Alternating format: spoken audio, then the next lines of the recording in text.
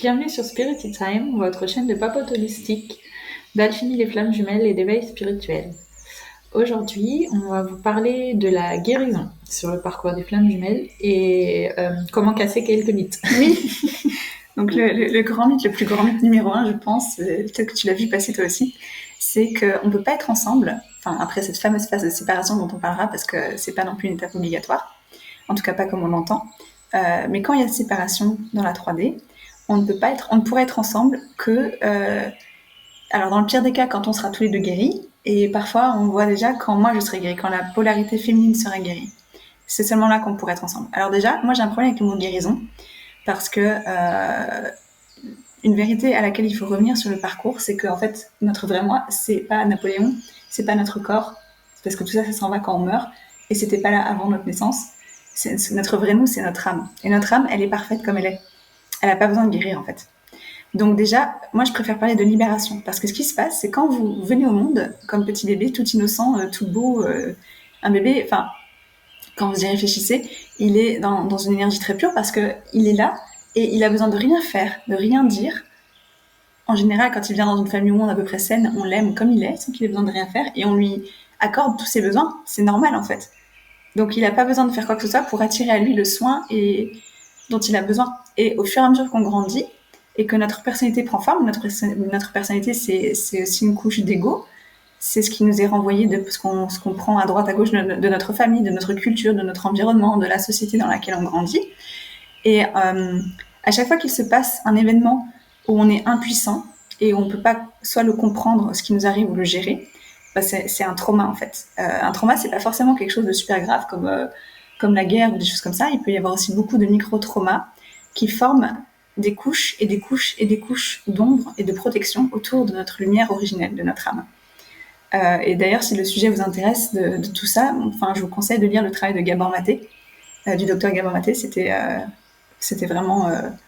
Enfin, ça m'a ouvert les yeux sur plein de choses de comment un trauma peut fonctionner, parce que beaucoup d'entre nous, on opère dans la vie depuis un endroit de traumatisé, et je mets des guillemets parce que je veux pas non plus enlever aux personnes qui ont vécu des événements vraiment très difficiles Enfin, c'est pas un concours non plus, mais on peut aussi être traumatisé même quand on n'a pas vécu des choses très très graves vu de l'extérieur. Il suffit qu'il y ait des situations répétées où on se sent impuissant, oui, où on a besoin de devenir invisible pour se protéger ou des choses comme ça, et hop, on se met des ombres autour de nous. Ou un petit micro-trauma qui rappelle un truc un peu plus grave, mais au bout des répétitions, en fait, c'est ça. C'est un petit truc plus un petit truc plus un petit truc fait que c'est un trauma quand même, quoi. Voilà. Quand on voit par exemple le film Mathilda avec Danny DeVito, la petite fille qui reste toute la journée toute seule et qui doit être indépendante, c'est aussi une forme de traumatisme, parce que les enfants sont pas censés être indépendants si jeunes et à ce point-là.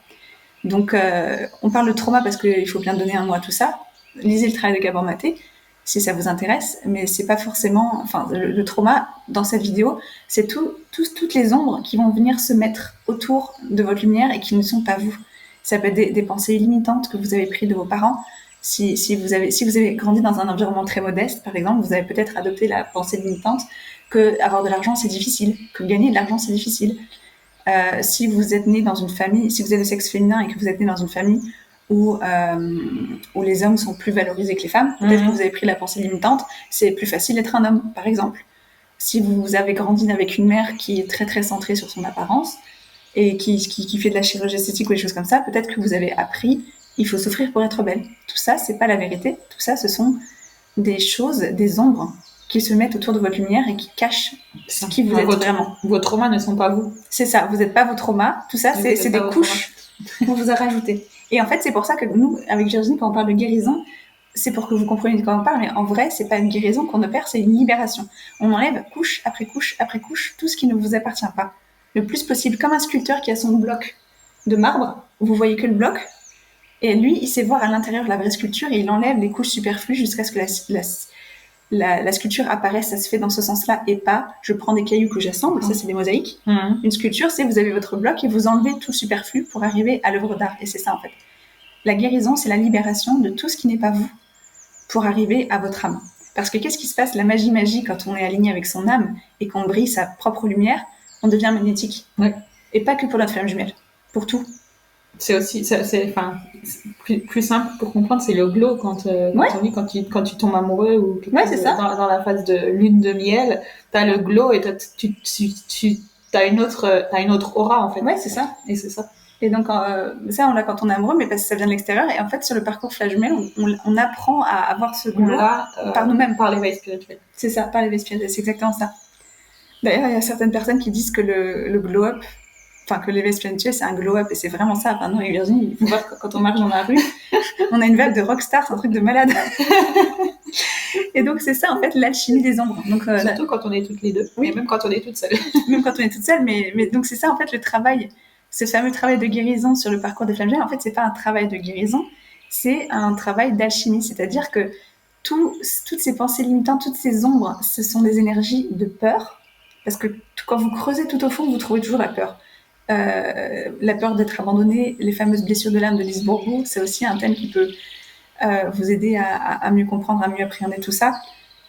Et le but du jeu, c'est de transmuter toutes ces peurs en amour. Et c'est ça. Et l'amour, la neutralité et l'acceptation, c'est aussi une énergie d'amour. Et l'énergie d'amour, c'est l'énergie de son âme et l'énergie de l'univers. Donc, c'est ça l'alchimie des flammes jumelles. Vous transmutez toutes ces énergies basses de peur, et vous faites remonter tout ça vers l'amour. Et comment on fait concrètement? On verra ça au fur et à mesure des vidéos, parce qu'il y a beaucoup de choses à dire là-dessus. Et c'est pour ça que notre chaîne s'appelle l'alchimie des flammes jumelles. C'est ça.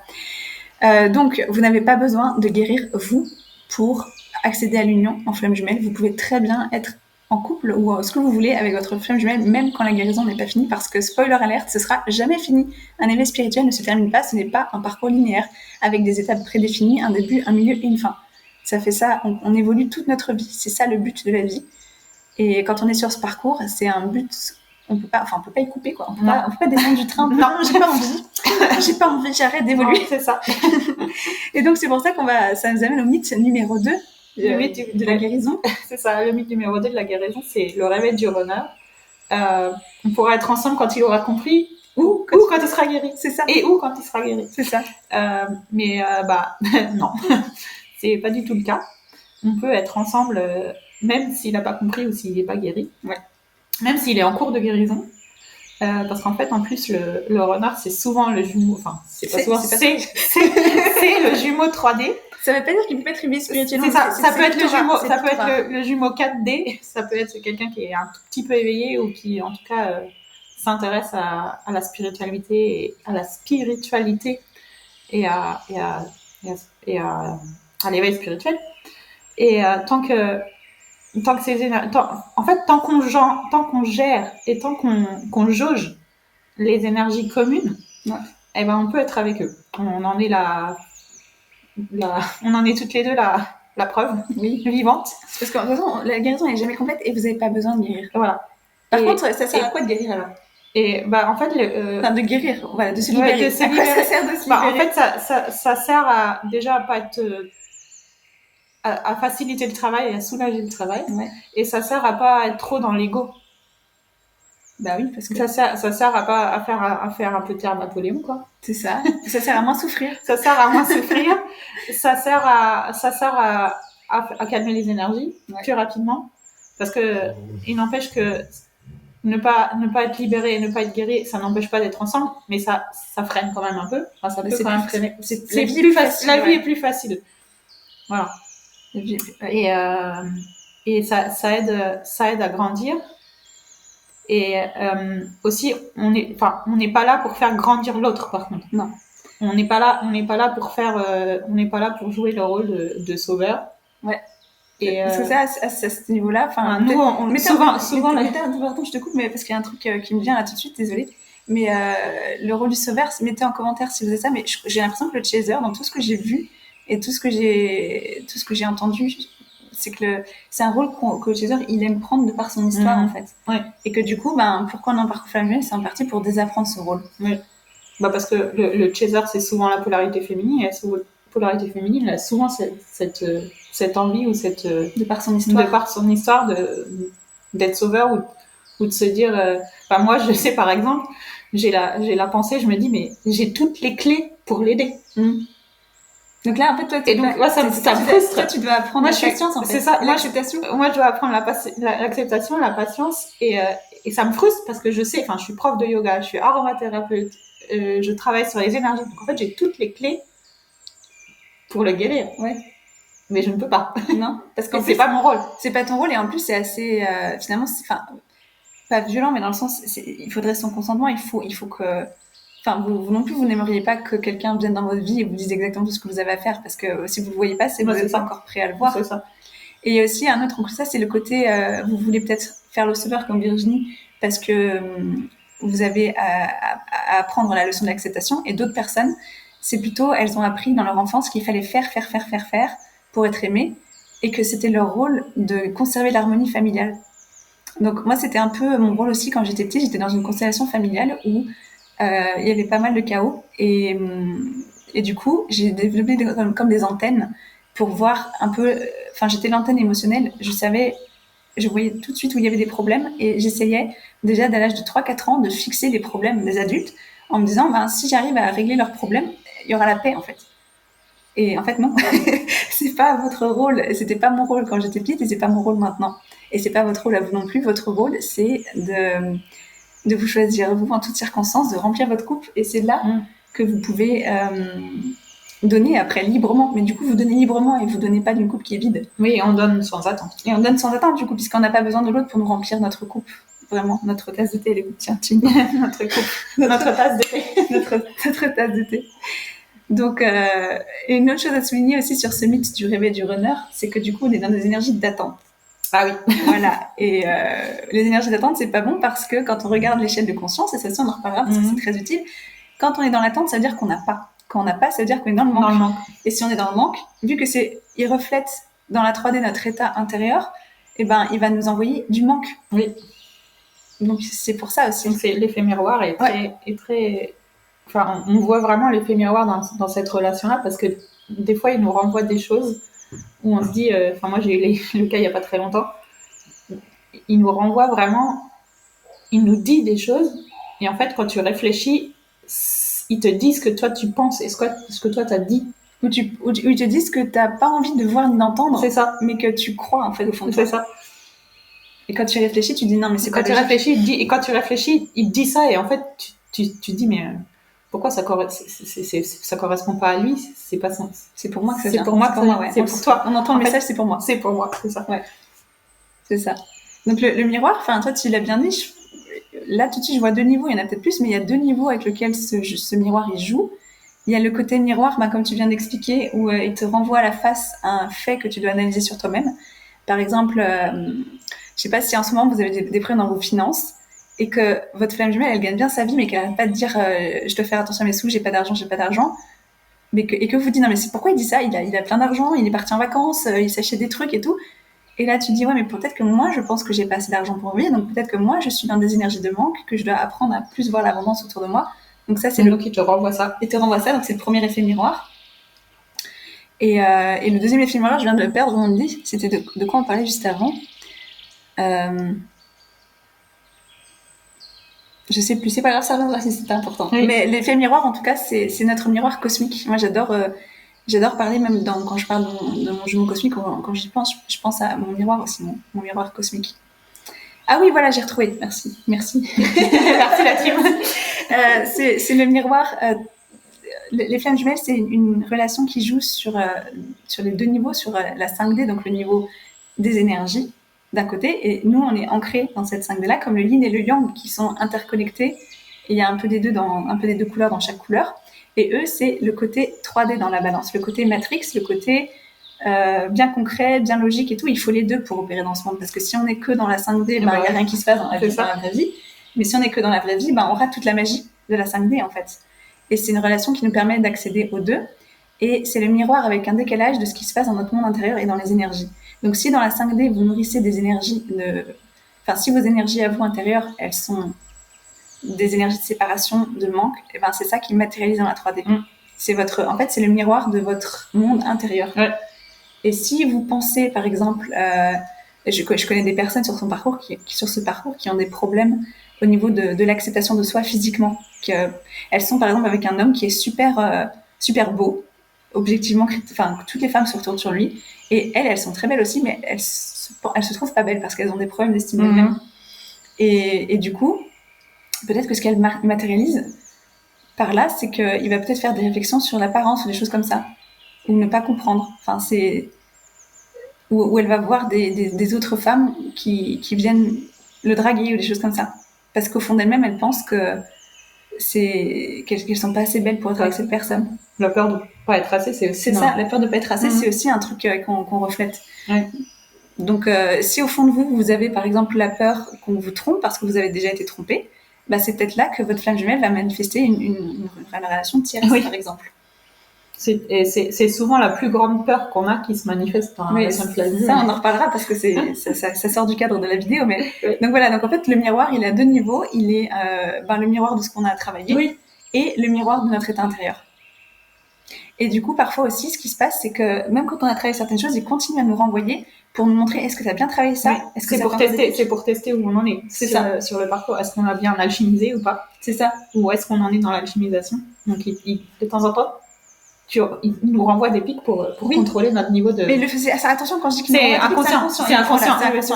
Ils font pas exprès, ils disent tiens, j'allais piquer Virginie. C'est ça. Non, c'est inconscient. Et aussi, ce qu'il faut savoir, c'est qu'il y a un décalage parce que dans la 5D, c'est l'énergie, c'est instantané. Si Virginie vous fait du Reiki, même si c'est par caméra qu'il y a la distance et tout, ça marche parce que les énergies, elles connaissent pas de limites spatio-temporelles, on va dire. Alors que dans la 3D, on a les contraintes spatio-temporelles. Donc aussi, parfois, ce qui se passe, c'est que votre flamme jumelle vous renvoie à des énergies en miroir d'il y a plusieurs semaines ou plusieurs mois. Ouais. Et c'est là aussi que vous pouvez voir votre évolution parce que si, par exemple, j'ai déjà entendu parler d'une collègue de quelqu'un dans son relation de flamme jumelle, elle était vraiment triguée par cette collègue. Sa flamme jumelle passait du temps pour un projet et à chaque fois, ça la triguait. Elle a fait son travail alchimique jusqu'au jour où il a dit tiens, je vais aller boire un verre avec des collègues. Ah, elle sera là, oui. Et puis, elle a remarqué que ça lui faisait plus rien. Ça veut dire ah, c'est alchimisé, ça y est. C'est vrai. Donc le miroir, il est un peu en décalage aussi avec la 3D. Et moi, je trouve ça pratique. Enfin, je sais pas pour toi, mais même si c'est un peu contre-intuitif, mais je trouve ça pratique et ce décalage parce que ça permet de rester pur sous son intention. Parce qu'imaginez si tout est instantané, genre je fais quelque chose de bien, bim. Oui, bah ça. Et ben là, on se dit ok, ça marche et on continue, on le fait pour la carotte. On le fait pas pour la bonne idée, on le fait pas pour alors que si pendant un mois je gère l'énergie comme une championne et que il est nulle part et qu'il y a rien, enfin qu'il me renvoie rien et que j'arrête, ça veut dire que clairement je faisais tout ça pour lui, pas pour moi. C'est ça. On fait pas pour la bonne raison. Voilà. Oui, c'est une carotte. Oui, mais il faut savoir aussi se détacher de la carotte. Donc voilà. Donc c'était deux gros mythes par rapport à la guérison. Donc le mythe numéro 1, c'est qu'il faut que vous soyez guéri. Et le mythe numéro 2, c'est qu'il faut attendre votre runner. Et attendre que le runner soit guéri. Voilà.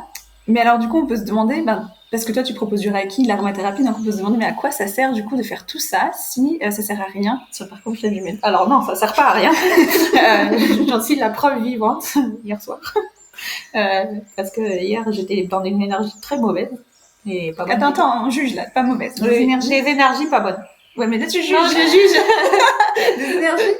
Des énergies chaotiques. Déstabilisantes. Et si j'avais pas eu mes outils thérapeutiques, je pense que je n'aurais pas pu faire la vidéo aujourd'hui déjà. Et en fait, ça aide à faire le travail. Ouais.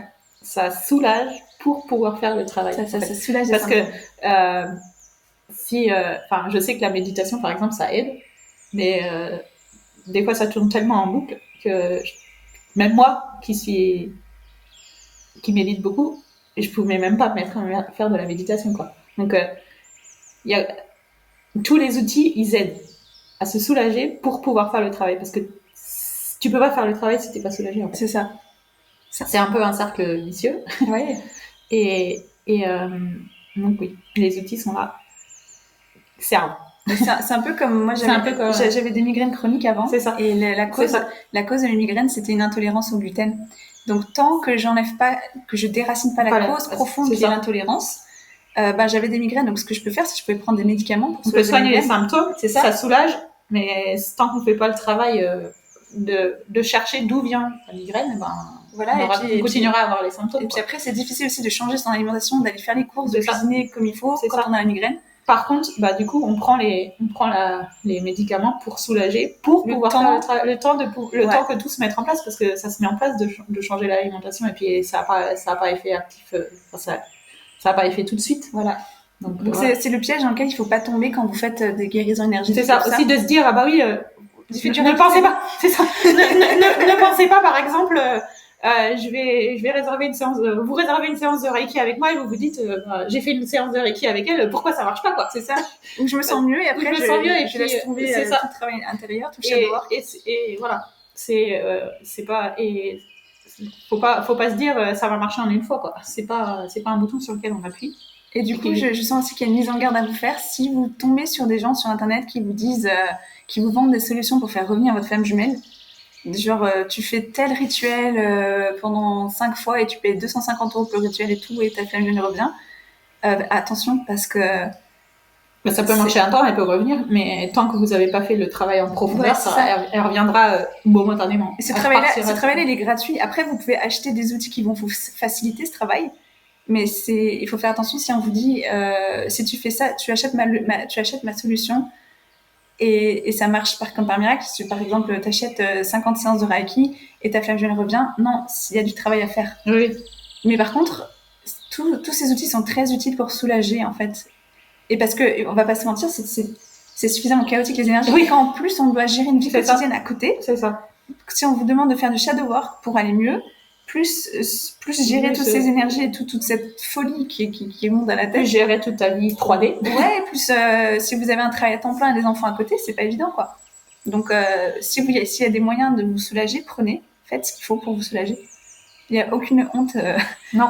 à prendre de l'aide. C'est comme quand vous allez chez le dentiste et qu'il faut vous arracher une dent, vous faites aussi des... Enfin, vous dites pas non, on va faire ça naturellement. Non, c'est ça.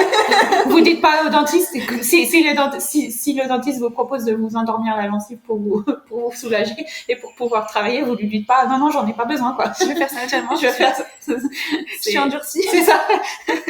Donc non, il n'y a aucune honte à se dire parce que ça, comme c'est tout un travail invisible, personne ne le voit de l'extérieur et c'est ça aussi des fois qu'on se sent dingue parce qu'on voit les autres autour de nous fonctionner. On se rend pas compte de tout ce qu'on fait à l'intérieur de nous, de tout le travail qu'on fait, mais parce que cette alchimie, ça demande beaucoup d'énergie. Ah oui. Ça demande de casser. Vous vous rendez compte, je sais pas que ça dépend de l'âge à laquelle vous entrez sur le parcours, mais moi j'étais en début de trentaine, enfin je suis en début de trentaine. Enlever 30 ans de croyances limitantes. Moi j'avais à peu près 10 ans de plus, j'ai presque 40 ans. Voilà, mais vous imaginez, vous allez pas, enlever 30 ans de croyances limitantes sur vous-même et sur votre vie. Déjà, ça se fait pas en un jour, donc ça aussi, il faut arrêter de penser j'ai la solution, donc demain il revient. Non. Même si vous avez la solution, moi ça fait plus d'1 an, ça va faire 1 an que j'ai la solution, et c'est pas pour ça que tout s'est mis en place. Tac, ça continue à se mettre en place, ça continue on continue à progresser et à apprendre. Donc déjà, ça prend du temps, il faut l'accepter, parce que Napoléon est quelqu'un de très très impatient. Et en plus, ça prend beaucoup d'énergie et c'est invisible. Les gens autour de vous vont peut-être pas vous comprendre et ça. Enfin, nous, on est contents qu'on ait parce que heureusement qu'on est c'est pour ça qu'on fait ça aussi avec vous, parce qu'on veut vous offrir un espace. Si vous n'avez pas la chance d'avoir une Maud ou une Virginie en direct live avec vous, pour en parler, mais pas trop, parce qu'il faut pas non plus faire du push, mais pour ne serait-ce qu'avoir une sorte de validation, genre tu n'es pas dingue. Donc, vas-y, on va leur dire, vous n'êtes pas dingue. C'est vraiment un truc de folie. Et il y a des outils pour vous aider à traverser ça et vous donner la force de faire le travail énergétique. Donc je pense que au niveau de la guérison, donc vous n'avez pas besoin d'être guéri. Votre âme elle est pure et parfaite. Oui. Par contre, votre petit moi humain pourrait avoir besoin d'un petit coup de pouce. Oui. Au niveau holistique. Oui, c'est sûr. C'est une approche holistique. Oui. Bon, si vous avez des questions sur le sujet, sur la guérison, n'hésitez pas en commentaire parce qu'on fait toutes ces vidéos pour vous. Et puis, on vous dit au revoir et à bientôt dans une prochaine vidéo. Au revoir.